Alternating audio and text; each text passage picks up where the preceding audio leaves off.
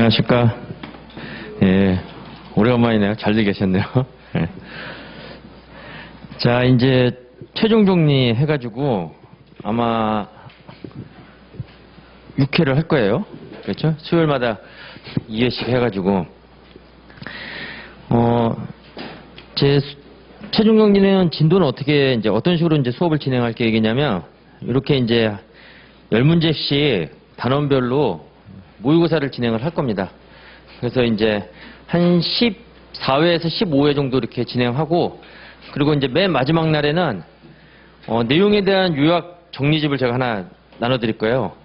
그럼 이제 거기 있는 이제 내용을 그때는 이제 쭉 읽어드릴 거예요. 그러면 그 내용 보시고 제가 여기 나눠준 이 먼저 문제들 있잖아요. 그 문제들하고 비교해서 여러분들이 이제 이해하시면 되는 거예요. 네. 그래서 내용을 보고 문제를 푼다기보다는 문제를 풀고 이제 공부를 좀 했으니까 문제를 풀고 마지막에 그 내용을 가지고 다시 이 문제를 다시 비교해서 보시면 아마 기억도 오래가고 효과도 클 거다 이렇게. 뭐 다른 데에서도 이제 그런 식으로 해서 그게 효과가 더 크기 때문에 그렇게 진행된다 이렇게 보시면 돼요. 그러니까 한 15회 동안 쭉 문제 풀고 제목의 원가 그 다음에 이제 마지막에 내용으로 요약 정리할 거다 그렇게 보시면 되는 겁니다. 자, 그럼 이제 1회부터 이제 보도록 하겠습니다. 바로 1회는 이제 복식부기 원리에 대한 내용이에요. 그래서 이제 주로 기말수정 분계에 대한 내용은 한 문제씩 나옵니다. 예. 회계에 가장 기초되는 부분이긴 하지만 그 중에서도 기말수정 분계는 한 문제씩 꼭 나오고 관세사 시험은 한 문제 또는 두 문제는 반드시 출제가 돼요. 예. 간평은 한 문제 정도 나올 수가 있는 거고 그렇게 여러분들이 보시면 되는 거예요. 여기서 나오면 문제가 아주 쉬운 문제인데 특히 이제 기말수정 분계는 그렇게 또 쉽게 되진 않아요. 그래서 이제 그거 내용을 여러분들 정확하게 좀 숙지를 하셔야 돼요. 자, 1번 문제. 각 거래에 대한 회계 처리로 옳지 않은 것은 이렇게 나왔죠. 그래서 이제 이 거래 요소에 대한 결합 관계를 나타내는 거예요. 거래 요소의 결합 관계. 해서 이제 우리 차변 요소로서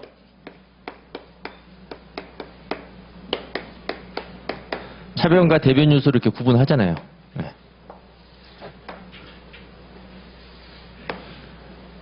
자산 같은 경우에는 증가. 대신 자산이 감소하면 대변 요소가 되는 거고, 그 다음에 부채와 자본은 대변 요소의 증가가 되고, 차변 요소에서는 감소가 되는 거죠. 그 다음에 수익의 발생은 대변이 되고, 그 다음에 비용의 발생은 차변이 된다. 단 겁니다. 수익은 뭐 증가 감소라는 표현보다는 발생과 소멸이라는 표현을 쓰는 거예요. 발생이 증가고 소멸이 이제 감소가 되는 거죠. 또 옳지 않은 것은 답은 1번이죠. 외상 용역대금 20만 원을 현금으로 회수하였다 이렇게 나왔습니다. 그럼 회계 처리는 어떻게 나올까요? 이걸 뭐 시험장에서 회계 처리를 여러분들이 하면 안 되는데 외상 용역대금이니까 매출 채권이 되겠죠. 이거를 현금으로 회수했으니까 차변의 매출 채권. 이 매출채권의 약자가 이겁니다. 이거. 차변의 매출채권 얼마예요? 20만원? 20만원. 현금으로 회수했죠.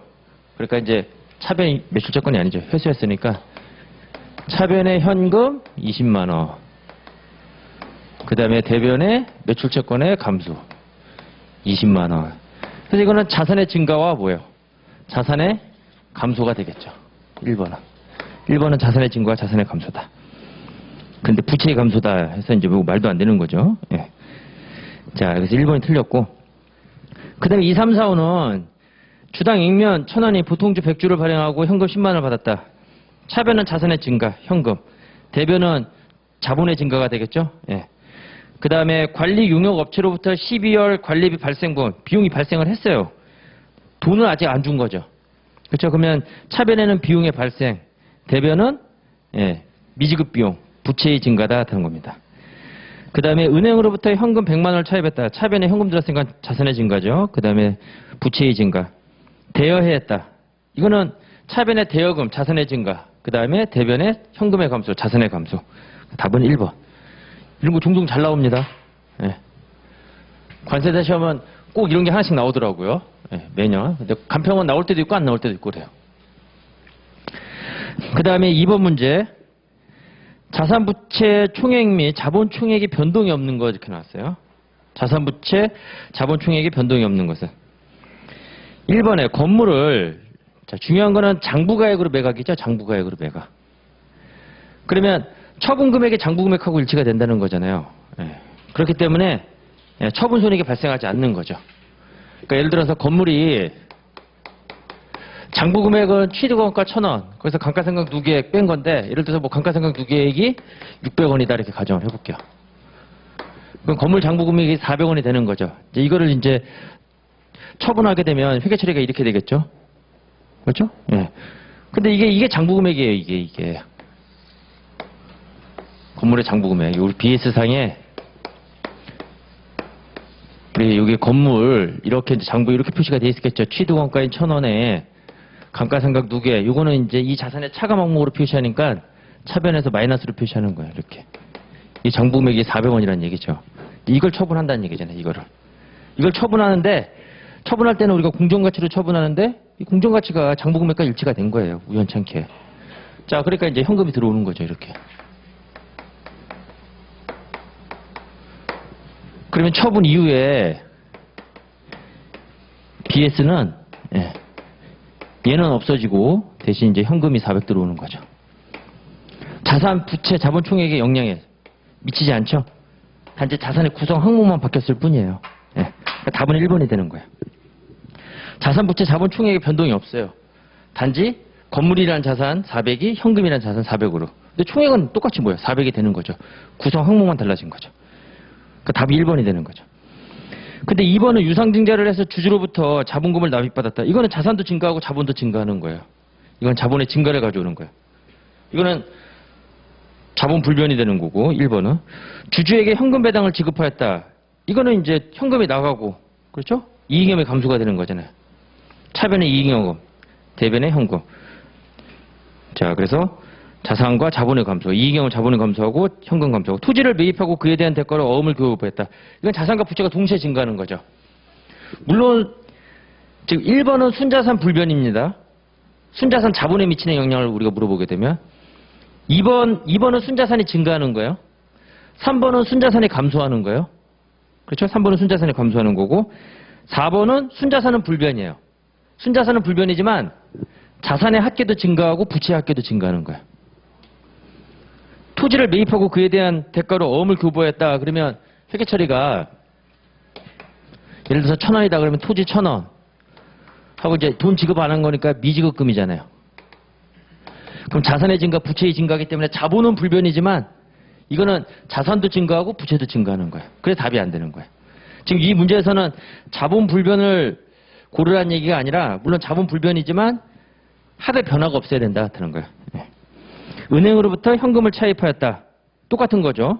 5번하고 자산의 증가, 부채의 증가. 자본은 불변이죠. 4번, 5번은 자본은 불변이에요. 자, 그렇게 해서 보시면 되는 겁니다. 자, 그 다음에 이제 3번 문제.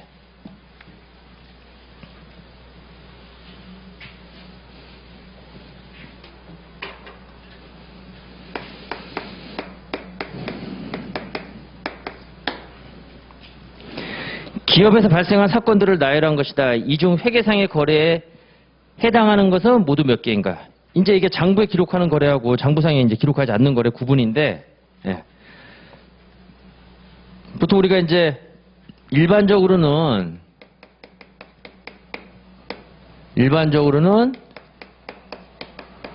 거래로 보는데, 예. 회계상에서는 거래로 안 보는 것들.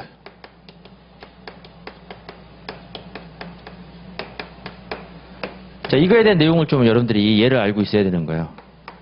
그래서 일반적으로 거래인데, 우리가 일반적으로는 거래인데 회계상에 장부에 기록하지 않는 거래. 그럼 장부로 이제 기록하지 않는다는 거는 회계상의 거래로 되기 위해서는 순자산의 증감을 가져와야 돼요. 또는 구성 항목에 변화가 있어야 된다 하는 겁니다. 순자산의 증감, 구성 항목에 변화가 있어야지만 회계상의 거래가 되는 거예요. 그런데 이제 이게 되지 않는다는 얘기는 구성 항목의 변화도 없고 순자산의 증감도 가져오지 않는다는 거죠. 이 대표적으로 이게 뭐냐면 이 약속이에요. 약속의 진행. 약속으로. 그래서 이제 우리가 거래상에서 이제 이 약속과 관련된 의미가 있는 게 바로 뭐냐면 주문, 널 고용할게, 채용, 종업원 채용, 계약. 이것도 마찬가지로 계약인데 양해각서 체결하는 거. 이런 것들. 이런 것들은 일반적으로 우리가 이제 주문했다. 그 다음에 종업원 채용했다. 계약했다. 양해각서 체결했다. 이런 것들은 우리가 이제 일반적으로 거래로 인식될지 모르겠지만 회계상으로는 거래가 아니에요. 왜? 회계 처리 안 해요. 주문했다고 회계 처리한다. 채용했다고 안 해요. 순자산 증감이 없으면 회계상으로는 거래 안 보겠다던가. 물론 이제 요거 계약인데 이거는 계약만 한 거예요. 계약서만 작성한 거지. 계약금을 지급했다. 이거는 회계상의 거래입니다. 계약금을 지급한 거는 이건 회계상의 거래예요. 이거는 현금이 나갔잖아요. 예를 들어 가지고 내가 물건을 매입하기 전에 돈을 미리 준 거예요. 계약금으로. 내가 상품을 매입하기 전에. 또 원재료를 매입하기 전에. 그걸 우리가 선급금이다 이렇게 얘기하죠.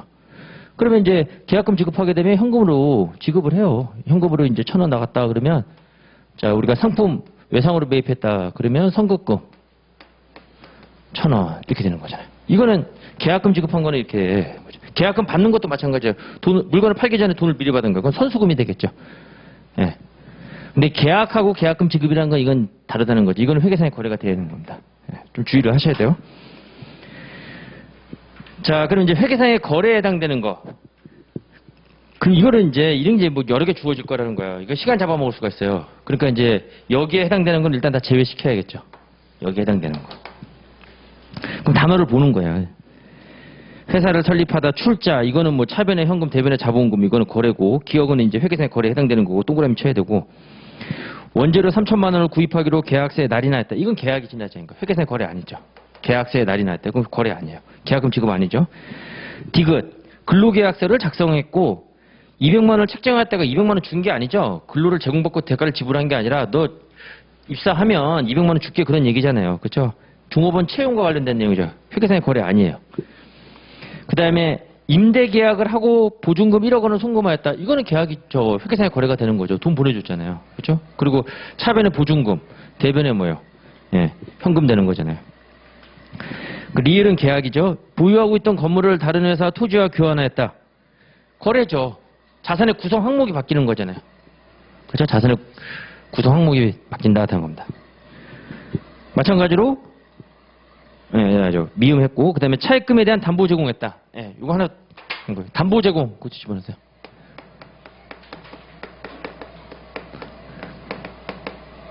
우리 공부할 때도 담보 제공한 사실에 대해서는 주석으로 공시하지 담보 제공에 대한 내용을 가지고 우리가 회계 처리하지는 않았죠.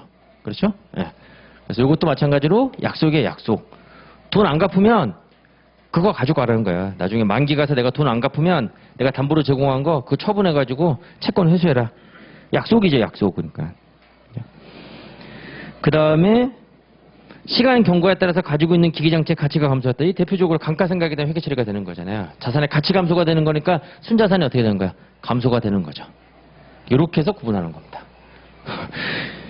이게 나오면 어려워요. 왜 그러냐면 공부를 해본 적이 없으니까. 맨 처음에 한번 공부해보고 안 해왔으니까. 그렇죠? 이게 띵 나와요. 그러면 당황스러우면서 그렇다고 그냥 넘어가지도 않아요. 왜냐면 쉬운 문제니까. 근데 읽는데 또 답은 안 나와. 그러면 좀 불길해지는 거예요. 그 해 회계 시험은. 조심하셔야 돼요. 그러니까 다 정리하고 들어가셔야 됩니다. 자, 그래서 이제 요거 여러분들 잘 이해하시면 돼요. 됐고. 나중에 제가 판사하는 내용은 맨 마지막 시간에 나눠 드릴 거예요. 그러니까 이제 주로 요 문제 푸는데 좀 관심을 가지고 맨 마지막에 이거 다 요약 정리해가지고 요약집 같은 거 하나, 요약집은 아니고 이렇게 이제 프린트해서 나눠 드릴 겁니다. 그걸로 싹 정리하시면서 기억을 되새기면 돼요. 그 다음에 4번에 시산표의 작성을 통해서 발견할 수 있는 오류는 이렇게 나왔어요. 이게 이제 시산표의 기능에 무슨 기능이 있냐면 검증 기능, 시산표는 우리가 회계장부를 작성하게 되면 회계상의 거래가 발생하면 일단은 이제 보세요. 우리가 회계 실체라는 게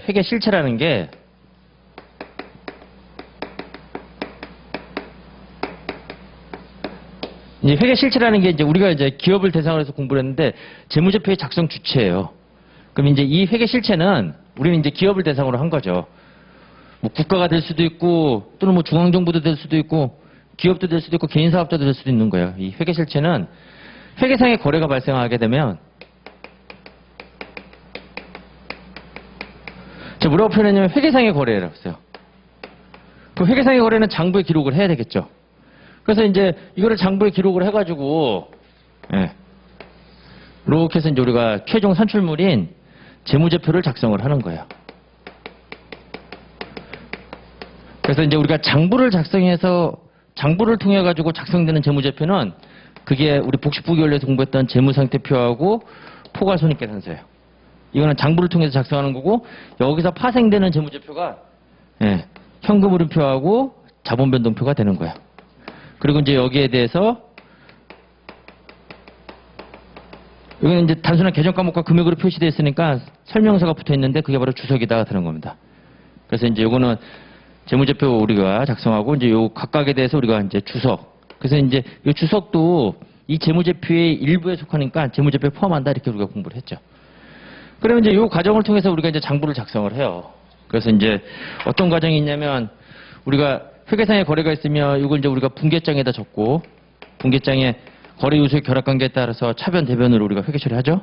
그리고 일단 여기에 기록되기 위해서는 아까도 봤듯이 회계상의 거래가 되기 위해서는 순자산의 증감 변화를 가져야 되는 거래가 되는 거고 방금 전에 봤듯이 그 다음에 이제 총계정 원장에 전기를 하겠죠. 원장에다가 분계장에 있는 내용을 전기를 하는 거예요. 전기. 차변 항목은 계정 과목별 장부를 만들어 가지고 차변은 차변에다가 대변은 대변에다가 그 다음에 이제 전기가 끝나면 이제 기말에 가서 이제 결산 작업이라는 게 이제 수행이 되는데 이제 여기서부터 이제 결산이라는 게 딱 수행이 되는데 총계정 원장에 분계장에 있는 걸 차변은 차변에다 옮겨줬고 대변은 대변에다 옮겨 적었으니까 우리가 이제 결산해서 나중에 하나의 직계표를 만드는 거예요. 계정 과목 직계표. 그러면 차변과 대변은 동일한 금액을 우리가 기록했고 옮겨놨으니까 같아야 되겠죠. 네, 그게 같은지 틀리는지 한번 검증을 해보는 게 그게 시산표예요. 그래서 수정분계가 반영되기 전에 작성한다 해서 수정 전 시산표를 작성을 하는 겁니다. 그럼 여기서는 이제 검증 기능이 있는 거예요. 뭘 검증할 수가 있냐면 내가 분계장에 분계하고 이걸 각 계정과목별 원장에다가 전기를 했을 때 올바르게 전기했다라고 하면 양쪽 금액이 서로 일치가 되겠죠. 근데 만약에 올바르게 전기하지 않았더라면 전기에 대한 오류가 발생하게 되면 이거에 대한 오류가 발생하게 되면 이 시산표상에서 차변 합계하고 차변 합계 금액과 그 다음에 대변 합계 금액이 서로 어떻게 되는 거야? 이게 불일치가 될 거다 되는 겁니다. 이 오류에 대한 말. 그러니까 내가 기말 수정 분계 하기 전에 일단 예비 절차로서 결산 예비 절차로서 이게 제대로 전개가 되는지를 먼저 확인하고 우리가 기말의 결산의 본 절차에 들어가겠다는 거야. 그러니까 시산표를 통해서 이제 우리가 이제 이러한 차대에 대한 전기 오류를 우리가 검증할 수가 있다 하는 겁니다. 그래서 이제 이게 검증되면 여기서 이제 우리가 수정 분계하는 거고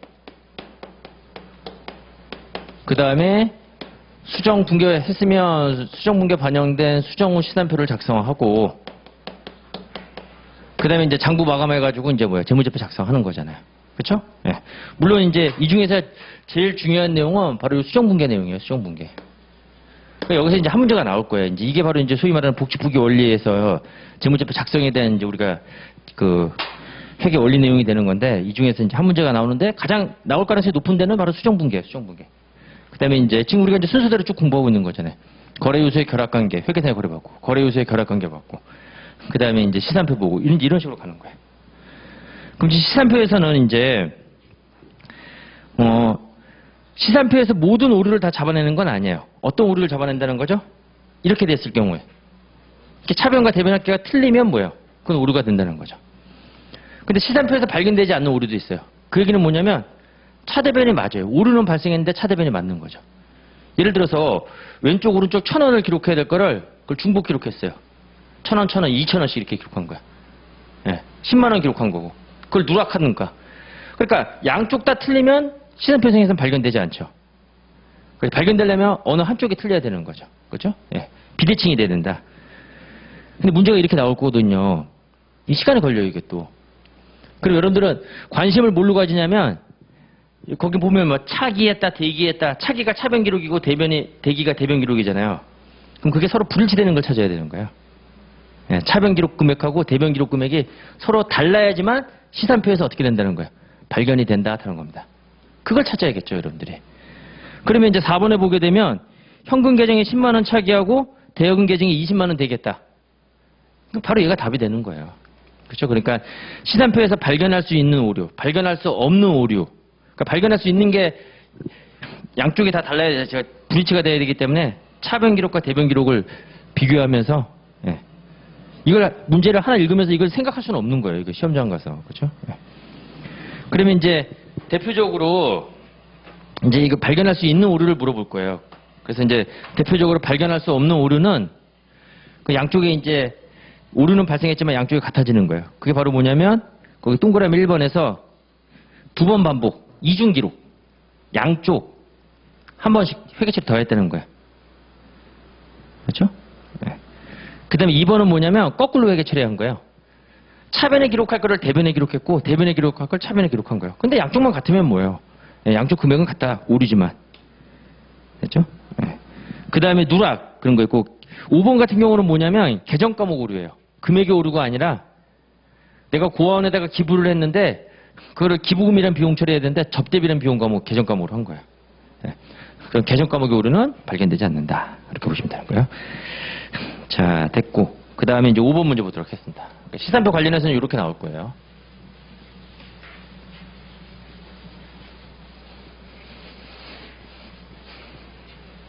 이제 5번서부터가 중요한 겁니다. 이제 5번서부터가 이제 시험에 나올 가능성이 아주 높은 그런 파트가 되는 거예요. 수정 전 시산표 상에서 자산 총액, 부채 총액, 수익 총액, 비용 총액은 5,000원이다 이렇게 나와 있죠. 근데 합격이 결산 수정사항을 그러니까 이게 이제 아직 수정 분기가 반영되기 전이에요. 그럼 결산 수정사항을 반영한 후에 작성한 재무제표와 관련된 설명으로 옳은 것은 이렇게 나왔어요. 하나씩 다 이렇게 이제 검증을 해봐야 되는 거예요. 이게 이제 기말 수정 분기에 대한 이제 문제가 되는 건데, 그럼 거기 나오는 이제 이 박스의 내용은 이제 어떤 내용이 나오냐면 기말 수정 분기 사항이 나올 거예요. 기말 수정 분기 사항이. 그 수정 분기 사항이 반영됐을 때 수정 후 시산표에서는 이제 그 결과가 어떻게 나올 거냐 그렇다는 겁니다. 자, 이자 수익 600원과 이자 비용 800원이 발생하였다. 그럼 이제 이거를 이제 일단은 설명의 차원에서 제가 수정 분기를 해주는 거지 시험에서는 이제 이렇게 하면 안 되는 건데 일단은 설명의 차원에서 이자 수익 600원과 이자 비용 800원이 발생했다. 이게 바로 뭐냐면 이게 이제 수익의 발생과 비용의 발생이 되는 거잖아요. 현금을 수취하고 지급하진 않았지만 거래를 통해 가지고 수익은 발생했고 비용은 발생했다는 거예요. 자, 그럼 이자 수익 600원 발생에 대해서는 수정 분기가 이렇게 나오겠죠. 미수이자 600원. 그 다음에 이자 수익 600원. 이 기말 수정 분기를 해야 되겠죠. 예. 이게 이제 수익의 발생에 대한 회계 처리가 되는 겁니다. 예. 지금 얘가 현금 기준으로 회계 처리하는 거예요. 현금 안 받았기 때문에 이자 수익으로 계산하지 않았죠. 근데 회계는 발생 기준이죠. 제가 뭐라고 했어요? 기브 앤 테이크. 이 현금을 기부하는 게 아니라 회사가 어떤 재화나 용역을 제공하면 수익이 발생하는 거예요. 내가 예전에 돈을 빌려줬기 때문에 돈을 빌려줘서 시간이 경과가 된 거잖아요. 대여라는 용역을 제공한 거죠.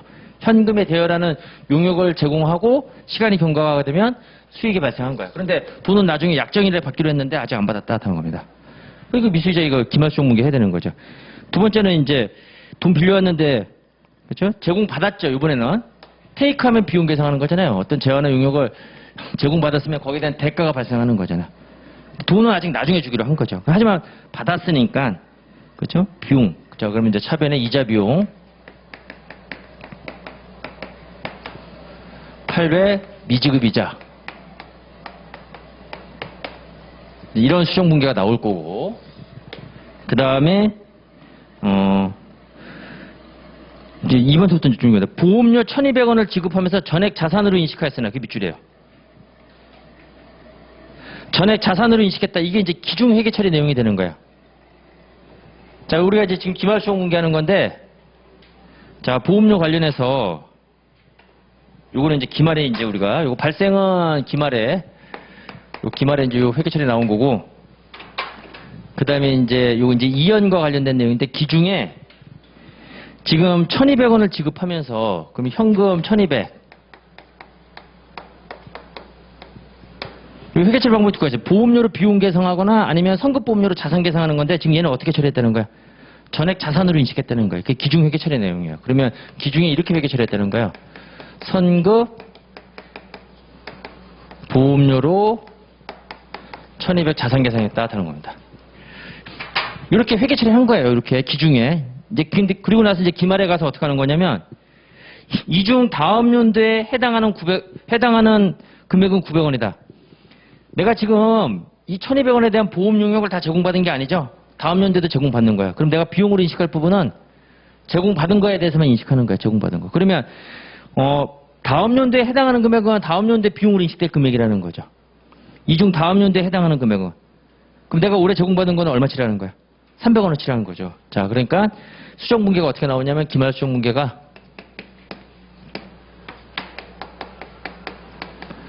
선급보험료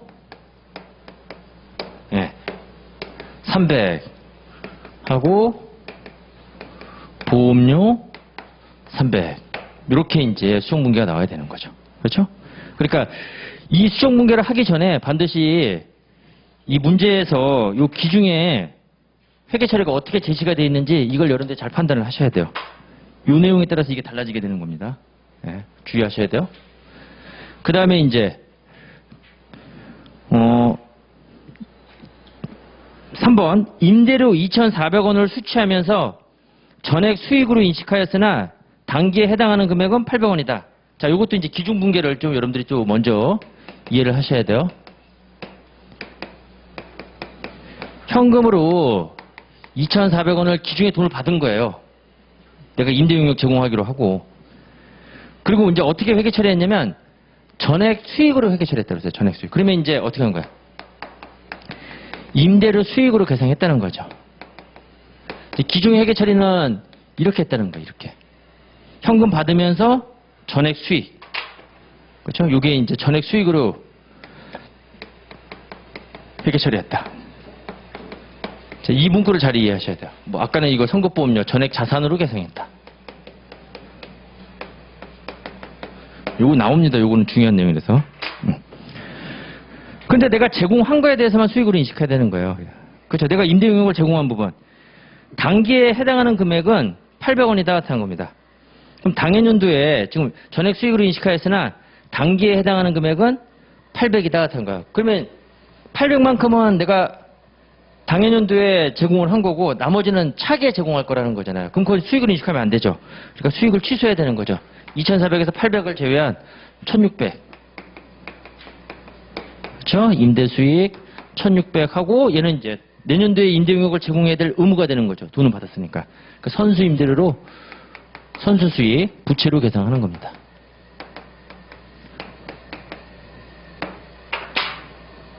그렇게 해서 이제 지금 요 하얀색에 기말 수정분계가 반영이 됐을 때 거기 나와 있는 자산, 부채, 그 다음에 수익, 선수익 이런 걸 하는 거예요.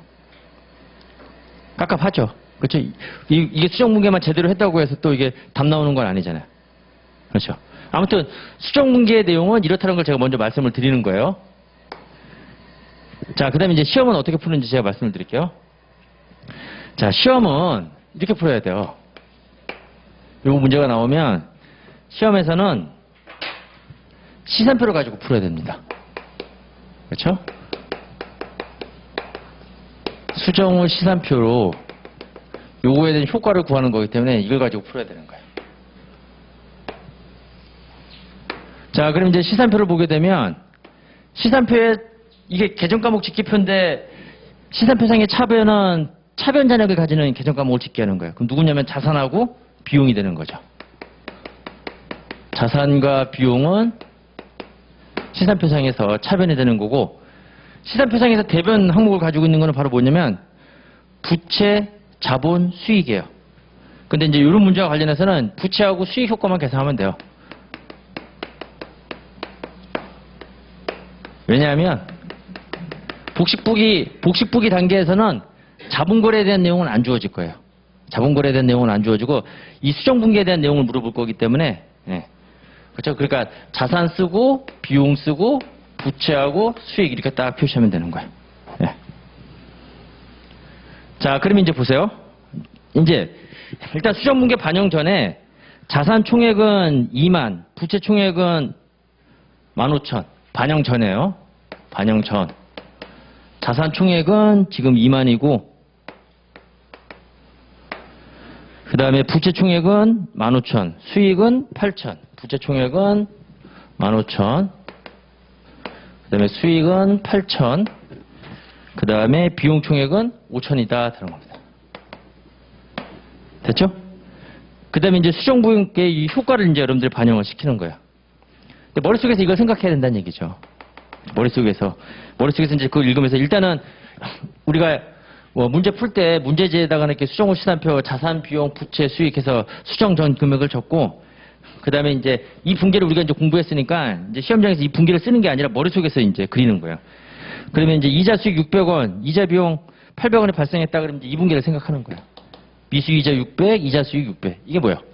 자산, 수익이죠? 자, 그러면 이제 요 자산 여기다 600. 그 다음에 이제 수익에 여기 600.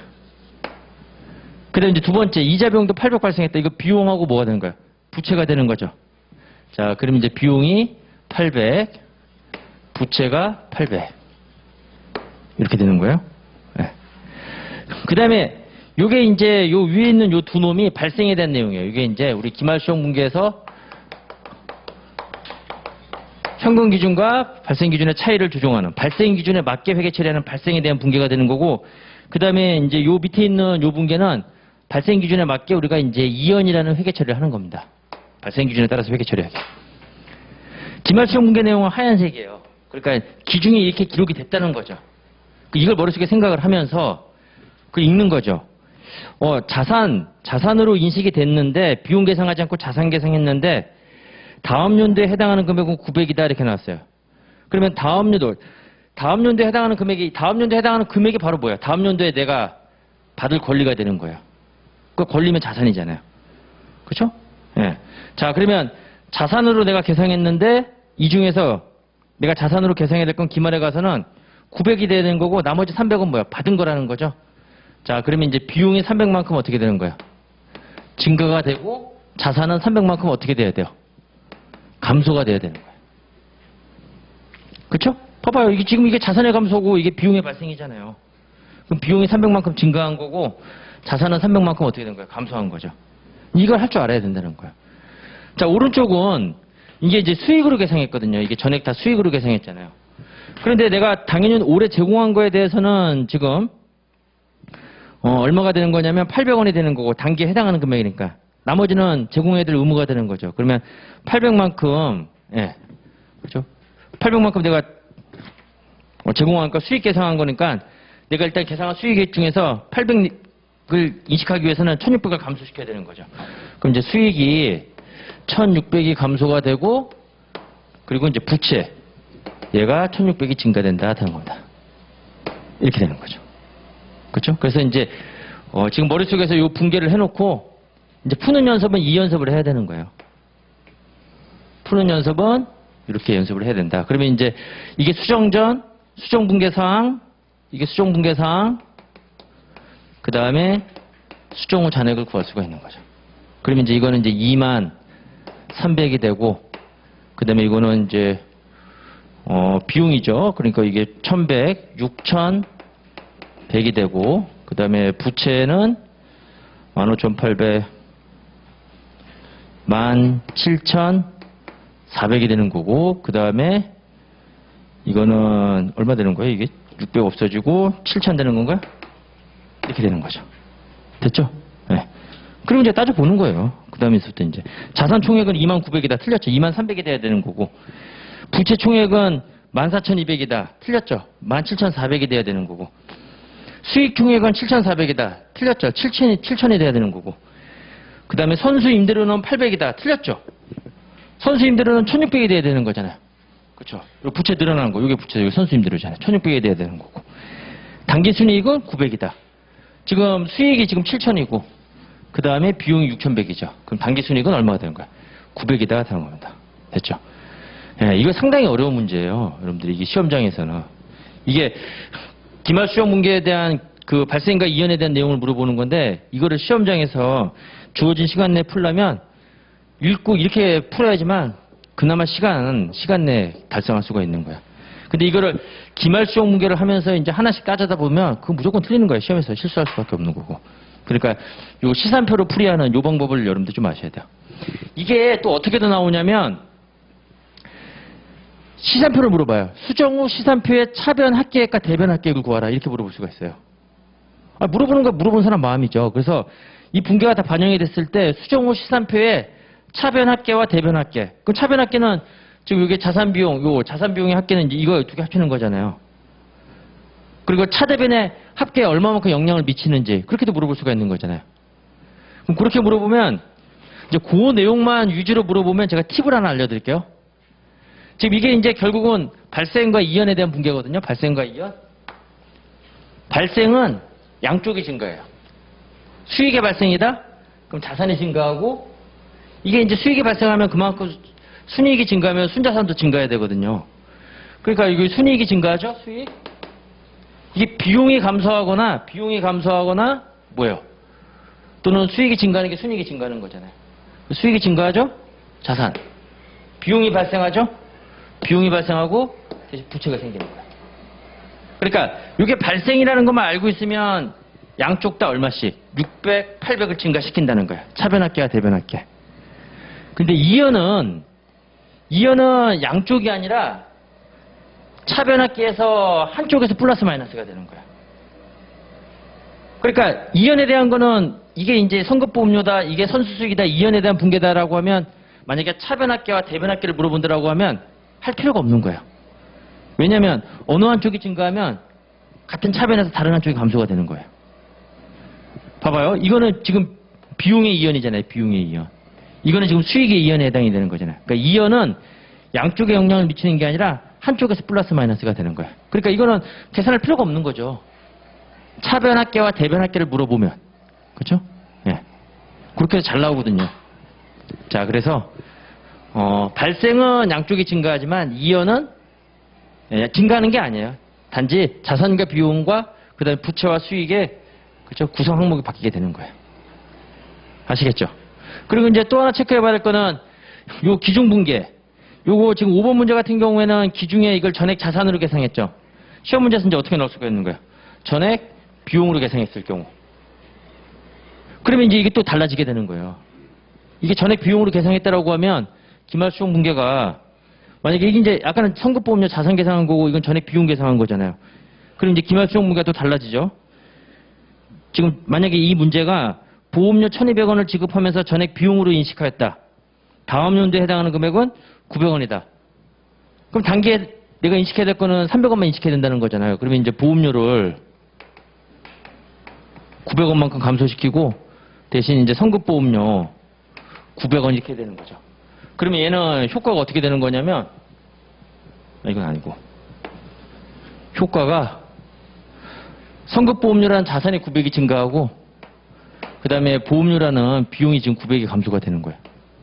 이렇게 되는 거잖아요. 그렇죠? 그러니까 기중에 붕괴가 어떻게 되냐에 따라서 이연과 관련해서는 이 내용이 또 달라질 수가 있는 거예요. 예를 들어서 이거를 내가 기중에 현금 수취한 것을 전액 부채로 계상했다.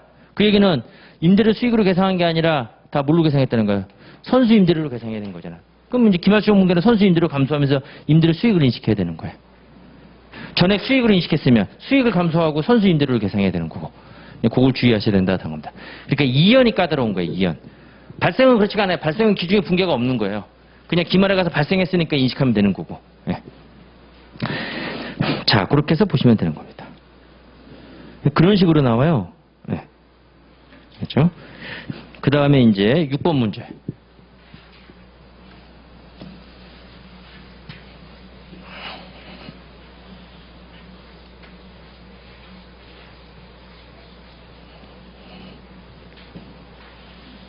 그러니까 반드시 이제 시산표를 통해서 여러분들이 이제 문제 푸는 그런 습관을 길러야 돼요. 10번 문제에서 제가 해설을 달아놨어요. 10번 문제 보세요. 뭐 그런 식으로 돼 있죠. 이게 엄청 어려운 거예요, 이게. 10분에 뭐 수익은 어떻게 됐냐. 수정문게 반영되기 전에, 그렇죠? 그걸 나타내는 거잖아요. 그 오류의 효과. 그래서 이거를 정확하게 풀려면 이런 식으로 우리가 시산표를 그래서 풀어야지만 가능하다는 겁니다.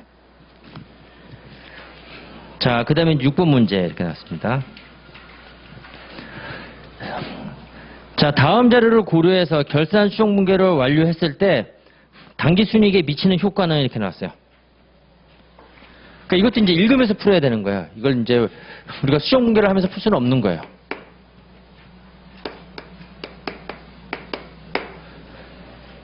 여기서는 이제 당기순이익에 미치는 효과인데 일단은 그 밑에 있는 그 박스가 두 개가 있는데 두 번째 박스가 수정 분계 사항이에요. 그리고 그 위에 있는 박스는 수정 전 시산표에 대한 내용이 되는 겁니다. 그러면 일단은 그 위에 있는 걸 먼저 잘 체크를 해야 되는 거예요. 위에 있는 거를 수정 전 시산표의 내용을 읽으면서 밑에를 고려해야 되는 거예요. 자, 그러면 이제 선급보험료 보세요. 2000X1년도 12월 1일자에 6개월분 화재보험료를 현금 지급한 것이다 이렇게 나왔어요. 자, 6개월에 될 때 밑줄 긋고 이게 무조건 다 1년치를 생각하면 안 돼요. 지금 6개월분이 지금 뭐예요? 6만 원이라는 얘기잖아요. 그런데 그 6개월분에 해당되는 거를 내가 지급을 했을 때 다 뭘로 계상했어요? 전액 자산으로 계상했다는 거야. 왜 그러냐면 수정전 시산표에 그게 보험료로 계상돼 있지 않고 뭘로 지금 계정 과목이 돼 있어요? 선급보험료로 돼 있다는 거잖아요. 그 얘기는 기중에 보험료를 지급했을 때 그 전액을 다 뭘로 계상했다는 거야? 자산 계상했다는 거예요. 이게 만약에 수정전 시산표가 선급보험료 6만 원이 아니라 보험료 6만 원이다 이렇게 돼 있으면 그거는 기중에 현금 지급한 금액이 전부 다 뭘로 계상했다는 거야? 보험료로 비용 처리했다는 거죠. 지금 아까와 같은 내용 얘기하고 있는 거예요. 예. 그러니까 지금 기중에 있는 분계를 체크를 하고 당기순이익에 미치는 효과를 우리가 계상을 해야 되는 거야. 그러니까 얘는 보험료를 인식을 해야 되는 거예요. 얼마치에 대해서? 당해년도에 해당되는 1개월분에 해당돼서 12월분에 했으니까 그 1개월 치니까 얼마? 10,000원만큼 비용으로 계상을 해야 되는 거죠. 그렇죠? 네. 이 연습 안 하면 되게 헷갈립니다. 시험 영하면. 10,000원만큼 비용을 인식해야죠. 이게 만약에 거기 6번 문제가 수정전 시산표가 선급보험료가 아니라 보험료 6만 원이라 이렇게 나왔으면 어떻게 되는 거야? 그때는 5만 원의 보험료를 취소해야 되는 거거든요. 그러면 그때는 당기순이익에 미치는 효과는 플러스 5만 원이 돼야 되는 거예요. 그렇죠? 예. 이게 기중의 회계 처리가 어떻게 됐냐에 따라 가지고 얘는 10,000원만큼 비용으로 인식하는 분계를 하는 거고 얘는 플러스 5만 원 되는 거죠. 당기순이익에 미치는 효과가 기말 수정 분계가 당기순이익에 미치는 효과가 아시겠죠? 결과는 동일하게 돼요. 수정 분계를 통한 결과는 동일하게 되는 거예요. 근데 지금 여기서는 기말 수정 분계의 효과를 물어보는 거죠. 예. 그 다음에 이제 이자 수익. 자, 이자 수익은 10월 1일자에 6개월분 밑줄 긋고 선이자를 받은 것이다 이렇게 하는 거야. 그러니까 이거는 현금을 받으면서 전액 다 이자 수익으로 인식했다는 거예요. 그 요번에 이제 선수이자 그 해당되지 않는 걸 취소시켜야 되는 거예요.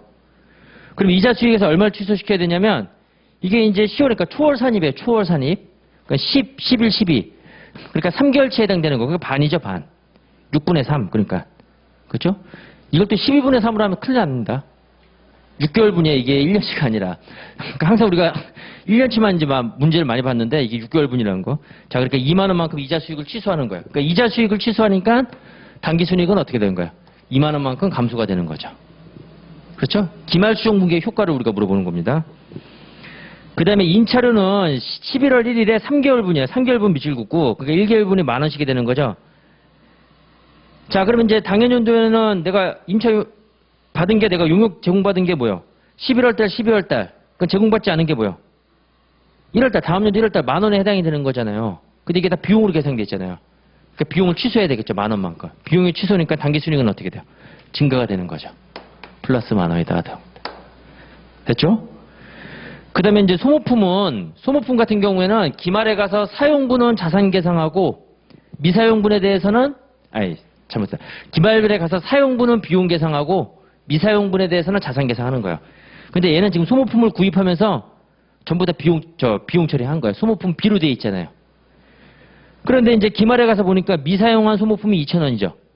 그럼 이제 그 비용에서 2,000원만큼 취소해야 되는 거죠. 비용을 취소하는 거니까 단기 순이익에 미치는 효과는 플러스가 된다 한 겁니다. 그 다음에 이제 상품 매입 나와 있는데 이건 바로 뭘 구하는 거야? 이거 매출원가 구하는 분기예요. 그래서 지금 수정전 시산표상에 있는 상품은 그건 기초상품이에요. 기초상품. 그리고 단기에 매입한 상품이 얼마라는 거야? 80만 원이라는 거죠. 그러면 이제 10만 원에 80만 원. 이게 이제 단기 판매 가능한 상품이 되는 거고 기말 재고 실사를 통해서 기말 상품을 구해보니까 그게 얼마가 돼요? 12만 원. 자, 그럼 이제 매출원가로 계산돼야 될 금액은 얼마가 된다는 거예요? 78만 원이 돼야 된다는 거죠. 됐죠? 그래서 이제 이거 매출원가로 우리가 비용 계산하는 겁니다. 그래서 78만 원만큼 이제 매출원가 비용 계산하는 거니까 단기순이익은 감소가 되는 거죠.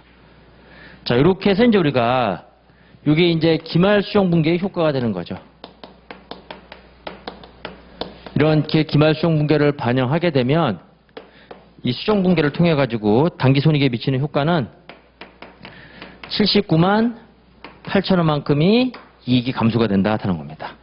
아시겠죠? 네. 이건 내야 돼요. 이제 이건 분명히 나올 거예요. 이제 이런 식의 문제는. 네. 간평은 모르겠어요. 간평은 나올 가능성이 한 60, 70%. 그리고 관세사는 100%예요.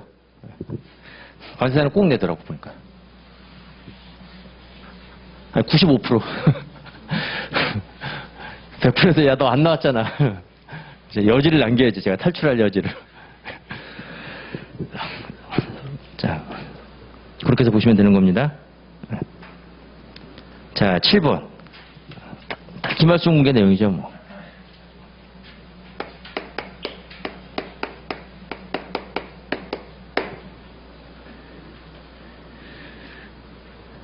(2017년도 5월 31일에) 월말 결산 수정 분기를 하기 전에 이제 월 단위로 이제 결산을 한다는 거예요. 시산표상에 수익의 합계는 7,000원이고 비용의 합계는 2,000원이다. 시산표에 반영되지 않은 결산 수정 항목들을 반영하여 포괄손익계산서상에 지금 이제 5월 달에 월별 우리가 단기 손익을 구해보자 하는 겁니다. 그럼 일단은 이제 반영 전에는 지금 7,000원에서 2,000원 빼니까 5,000원에서 이제 출발을 하는 거예요. 반영 전 이익이에요. 그렇죠? 그 다음에 이제 박스 안에 내용들이 이제 기말 수정 분기가 되는 거죠.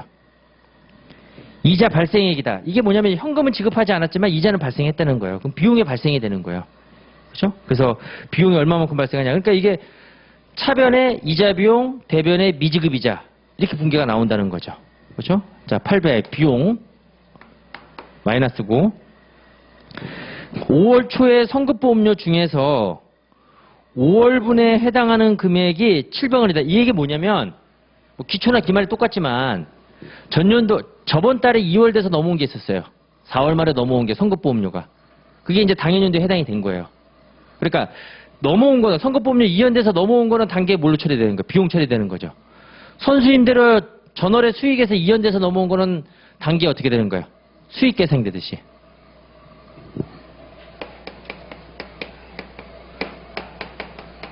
성급 선수가 이게 기초 또는 월초에 있다는 거는 전년도에 현금을 지급했지만 비용으로 인식되지 않았다는 거고 전년도에 돈을 받았지만 수익으로 인식되지 않았다는 거잖아요. 왜? 아직 내가 제공받은 게 없고 제공한 게 없으니까. 그렇죠? 예. 그런데 이게 이제 단기에 어떻게 되는 거야? 단기. 제공이 되는 거잖아요. 제공받게 되고 제공하게 되는 거죠. 예. 그러면 자산 계상됐던 게 이제 이게 뭘로? 차변에 자산이 없어지면서 그 비용이 되는 거고 대변에 부채 계상했던 게 그게 없어지면서 뭘로 인식이 되는 거야? 수익 인식이 되는 거야. 여러분들 좀 이게 이제 까다롭던 게 뭐냐면 시험에서는 전년도의 입장에서 물어볼 수가 있어요. 전년도 입장에서는 뭐가 되는 거야? 이연을 해야 되는 거고. 그렇죠? 비용을 이연시키는 거고 수익을 이연해야 되는 거고. 그게 넘어오면 당연연도에 어떻게 되는 거야? 전기에 이연했던 게 당연연도에 이제 인식이 되는 거예요. 비용으로 인식되고 수익으로 인식되고. 그러니까 기초가 있는 상태에서 단기 걸 물어보면 이게 어려운 게 뭐냐면 기초가 있는 상태에서 단기 걸 물어보면 일단은 기초코드 정리해줘야 되죠? 그리고 단기에 대해서도 이제 지급한 게 있고 받은 게 있으면 단기에 또 기말 가서 또 어떻게 되는 거예요? 이연시킬 걸 계산해야 되는 거예요. 아시겠죠? 그러니까 지금 인식해야 될 게 이게 이제 이거는 전기계 실현되는 것도 고려해야 되는 거고, 기초가 있으면. 그리고 단기에 이연시킬 것도 고려해야 되는 거예요. 아시겠죠? 그럼 요거는 이제 비용과 수익을 이익되고 또 이제 기말에 가가지고 또 이제 새롭게 또 어떻게 하는 거야? 또 이연시키는 것도 계상하게 되는 거야. 그러니까 뭘 물어보는지를 잘 보셔야 돼요. 전기에 내가 비용으로 인식되거나 수익으로 실현되는 걸 물어보는 건지, 아니면 내가 기말에 가서 내가 이연시키는 걸 물어보는 건지, 그러니까 인식되는 걸 물어보는 건지, 수익과 비용으로 인식되는 걸 물어보는 건지, 아니면 수익과 비용으로 이연시키는 걸 물어보는 건지, 그걸 구분을 잘 하셔야 돼요.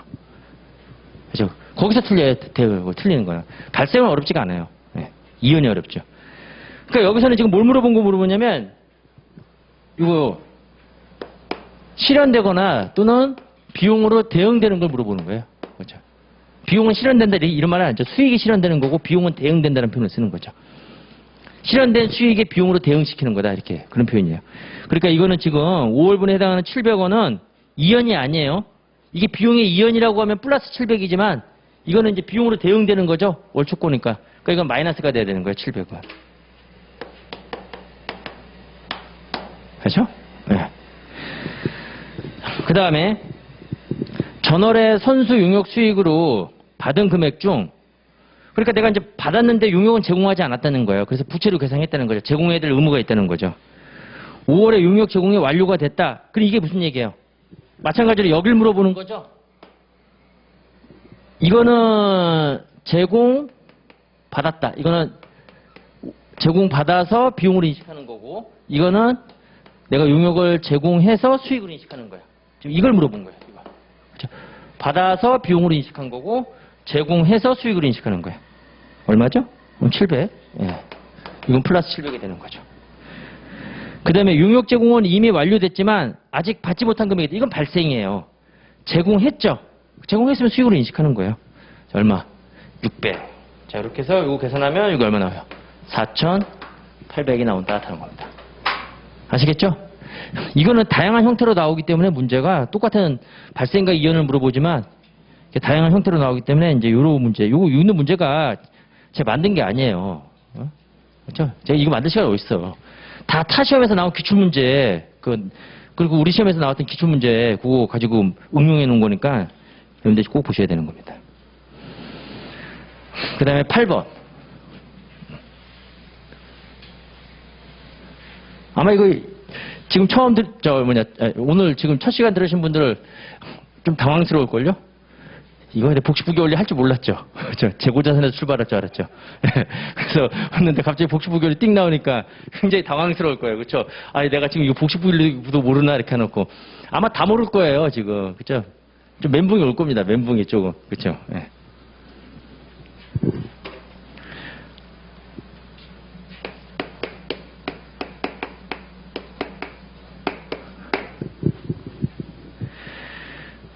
(8번) 합격의 격리부장은 2000X년도 단기순이익 1,500만 원이고 사장에게 보고하였다.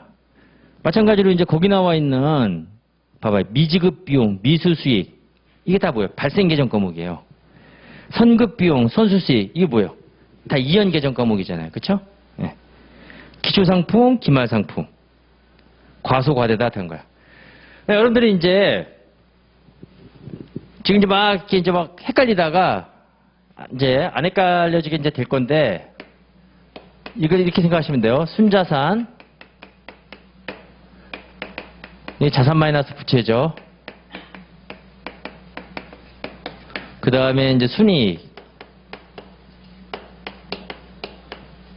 수익 마이너스 비용이라는 거예요.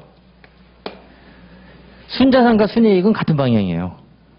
쉽게 생각하면 내 주머니에 돈 1,000원 생겼으면 내가 일해서 돈 1,000원 벌었으면 자산도 생긴 거고 자산도 증가한 거고 순이익도 증가한 거죠. 수익도 증가한 거죠.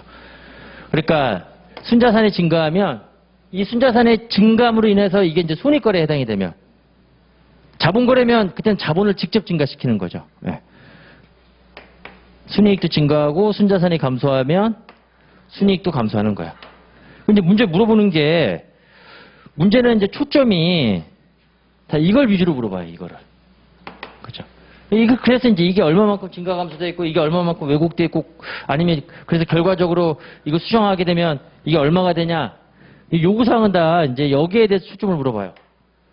근데 이걸 구하는 건데, 문제 자료는 이거에 대한 내용이 주어지는 게 아니라, 이 수익 비용과 관련돼 있는 BS 항목이 주어지는 거예요. 그렇죠? 문제는 요 IS 항목과 관련되어 있는,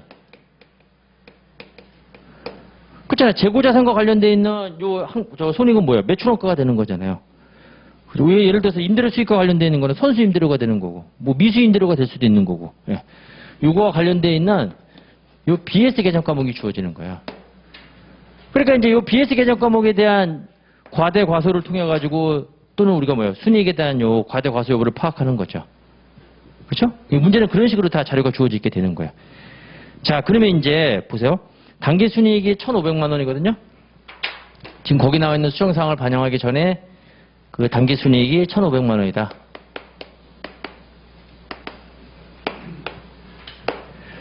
자, 그러면 미지급 비용이 과소게 됐었어요. 생각을 하지 말고 미지급 비용 부채잖아요. 부채의 과소, 여기 마이너스 있어요. 부채의 과소, 순자산의 과대. 그럼 순이익도 어떻게 된 거예요? 과대 계상되어 있는 거죠. 조정을 해야 되겠죠. 순이익 과대되어 있으니까 어떻게 돼요? 예. 빼줘야죠. 이렇게 하는 거죠. 그렇죠? 그 다음에 기말 미수수익이 과소 계상되어 있어요. 미수수익 자산이죠. 이게 과소됐다. 순이익도 과소. 그럼 순이익 증가시켜줘야 되겠죠. 자, 그러면 80만 원만큼 플러스 선급비용 자산이죠. 선급비용 자산이잖아요. 자산이 과대돼 있다. 순자산이 과대. 그럼 순이익도 어떻게 된 거야? 과대. 그렇죠? 50만 원 마이너스. 선수수익 과소돼 있다. 부채의 과소죠? 그럼 순자산 과대죠? 그럼 순이익도 과대. 자, 그러니까 빼줘야 되겠죠. 30만 원만큼 차감해야 된다. 지금 기초상품이 있고 기말상품이 있는데 일단 기말상품을 놓고 얘기할게요. BS는 이 기말 상태를 나타내는 거잖아요. 그럼 기말상품을 보세요. 기말상품이 과대 계상되어 있어요. 그러면 순자산이 과대, 순이익이 과대되어 있는 거예요. 그렇죠? 기말상품이 40만 원 과대는. 자, 그럼 순이익이 과대되어 있으니까 40만 원 빼는 거야.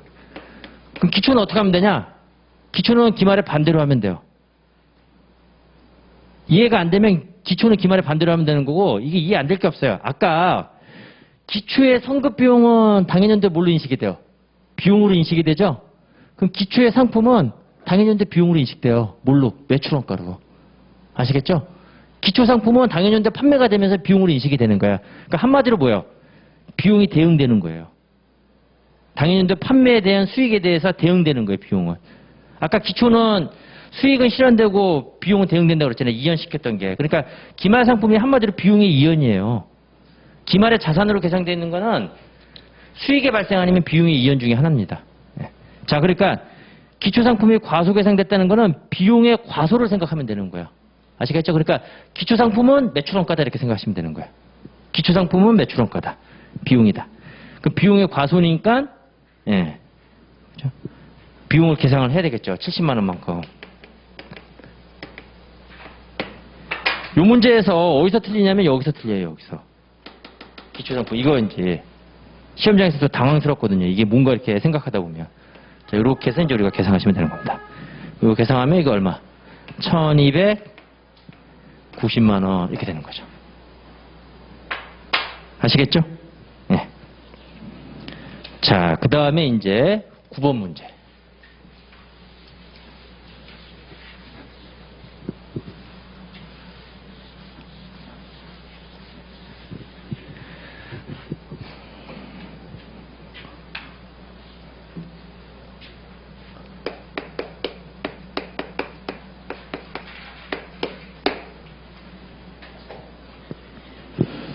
창구 임대업을 영위하는 주식회사 합격의 2000X년도 결산 자료이다. 기초 성급보험료. 이제 딱 이제 느낌 와야 돼요. 아, 얘는 당해년도에 비용 되는 거예요. 무조건 기초는. 그렇죠? 유동자산, 유동부채는 당해년도에 다 어떻게 돼? 이 자산부채 소멸되잖아요. 자산부채 소멸되면서 다 손익에 영향을 미치는 겁니다. 그럼 이제 보험료. 기초 성급보험료. 7월 1일자에 보험을 갱신하고 보험료 12,000원을 현금으로 지급하고 자산으로 회계 처리했다. 1년분에다가 밑줄 긋고. 그럼 일단 당해년도에 발생기준상의 보험료는 일단 기초 전년도에 이연시켰던 게 이제 어떻게 돼요? 보험료 계상되겠죠? 단기에. 자, 그럼 이제 얼마? 이게 3,000원. 일단 보험료 3,000원. 이거 전기 거 이제 단기 대응되는 거고, 그 다음에 단기 거. 당해년도 12,000원에서 1년분인데, 당해년도에 내가 제공받은 거는 6개월치밖에 제공 못 받은 거잖아요. 그러니까 내가 인식해야 될 거는 얼마? 6,000원만큼 인식을 해야 되는 거죠.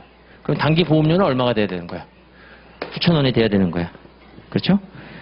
기초 선수임대로, 기초에 있는 선수임대로는 전년도에 수익을 이연시킨 거죠? 그게 당해년도에 실현되는 거야. 비용의 이연은 당해년도에 대응되는 거고 수익은 실현되는 거죠. 자, 그러면 당해년도 수익, 자, 3,000원. 그 다음에 또 이제 단기 임대료 수익에 대해서 1년분 그 밑줄 긋고 항상 그 임대료가 1년분인지 6개월분인지 그거 꼭 체크해야 돼요. 예. 자, 4월 1일자인데 1년분이에요. 그러면 당해년도에 내가 제공한 거는 9개월치 제공했잖아요. 그럼 내가 9개월치에 대해서만 내가 수익을 인식해야 되는 거죠. 그렇죠? 자, 그러면 9개월치면 얼마예요? 18,000원이 되나요? 예. 그럼 당해년도 수익은 얼마?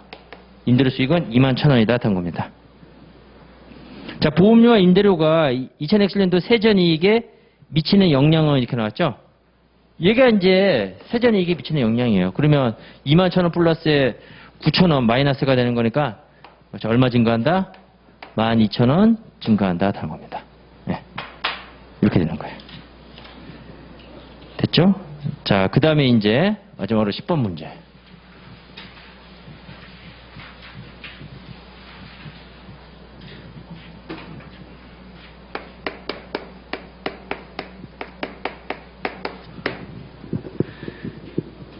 자, 지금 이제 수익, 비용 뭐 이런 식으로 물어봤죠? 그 이제 머릿속에서 여러분들이 아, 이거는 시산표 그려서 풀어야겠다 그 생각을 해야 되는 거예요. 네.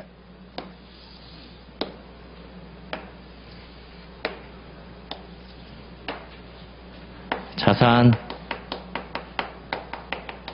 비용, 그 다음에 부채, 수익. 자본은 쓸 필요 없어요. 복식부 원리에서는 자본거래 안 물어보기 때문에. 자, 그러면 이제 항상 그리고 이제 머릿속에서 이연과 관련된 거는 기중분기를 먼저 꼭 체크를 해야 된다 한 겁니다. 기중에 구입한 소모품 100만 원은 소모품 B, 소모품 B에다 밑줄을 그어야 돼요. 아, 기중에 전액 비용 처리했다. 그럼 이제 기말에 해야 될 거는 미사용분에 대해서 비용을 취소해야 되는 거예요. 사용분만 우리가 비용으로 인식하는 거고 소모품 B로. 기말 현재 남아있는 소모품은 20만 원이다 이렇게 나왔죠. 자, 그러면 이제 그 소모품에 대한 게 자산의 20만 원만큼 소모품이 증가가 되는 거고 이거 이연이거든요. 소모품도. 비용은 20만 원만큼 어떻게 돼요? 비용 합계는 감소를 시켜야 된다 하는 겁니다. 그 다음에 3월 1일자 3년분에 동그라미 쳐야 돼요.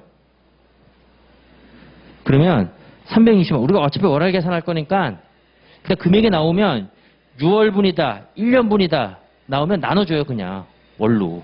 그렇죠. 나누기 3년분이니까 36 하면 이제 월이 10만 원이 되는 거잖아요. 지급하면서 선급보험료로 처리했다 이렇게 나왔죠.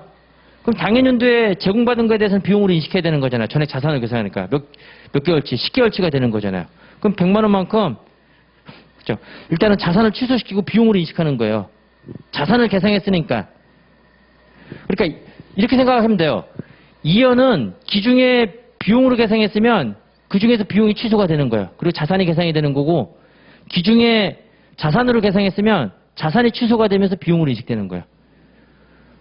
수익 같은 경우에는 기중에 수익으로 계산했으면 그게 다 전액 수익으로 계산한 거거든요. 그러니까 수익의 일부가 없어지고 부채 계산되고 부채 계산했으면 부채 일부가 없어지면서 수익 계산된다. 이렇게 생각하면 돼요. 같은 편에서 왔다 갔다 한다 그러잖아요. 예. 자, 그러면 이건 같은 편에서 왔다 갔다 하는 거예요. 자, 그럼 자산이 100만 원만큼 감소가 되고 자산 계산했으면 자산이 감소가 돼야 되는 거예요. 그리고 대신 비용이 100만 원만큼 이거는 이제 비용 감소액을 나타내는 거고 비용 증가액이니까 비용이 100만 원만큼 증가한다 한 겁니다. 이렇게 빼시면 되겠죠. 그 다음에 12월 31일 현재 다음 달에 지급해야 될 12월분 급여 500만 원에 대해서 회계 처리가 이루어지지 않았다. 12월분 급여예요 이게. 그게 회계 처리되지 않았어요. 이게 회계 처리 해야 되겠죠. 비용의 발생. 그렇죠? 500만 원. 그 다음에 미지급 급여. 부채의 증가 500만 원 이렇게 되는 거예요. 그 다음에 단기에 발생한 이자 수익 100만 원에 대한 회계 처리가 이루어지지 않다. 이게 이제 수익이 발생이 되는 거죠. 자, 그럼 이제 미수이자 100만 원, 수익 100만 원. 이게 이제 수정 분기에 대한 효과예요, 이게. 이게 수정 분기의 효과다 다른 겁니다. 자, 그럼 이제 자산은 220만 원 수정 분기하게 되면 자산이 220만 원 증가가 돼요. 자, 비용은 수정 분기하게 되면 480만 원 증가가 되는 거고 부채는 500만 원 증가하고 자, 수익은 100만 원 증가해요. 여러분들 이거 잘 보셔야 돼요. 수정 분기의 효과는 결국 내가 수정 분기 통해서 자산 뭐 부채 자본 수익이 이게 얼마가 증가하고 얼마가 감소한다 이렇게 표현을 해요. 그러니까 수정 분기의 효과는 증가, 감소라는 표현을 쓰고 그 다음에 이게 수정 분기를 했다는 거는 수정 분기 전에는 뭐 오류가 발생했다는 거잖아요. 자, 그래서 오류의 효과는 오류의 효과를 물어볼 때는 봐봐요. 자산을 내가 수정 분기에서 220만 원 증가했다는 거는 오류는 220만 원 과소계상돼 있다는 거예요.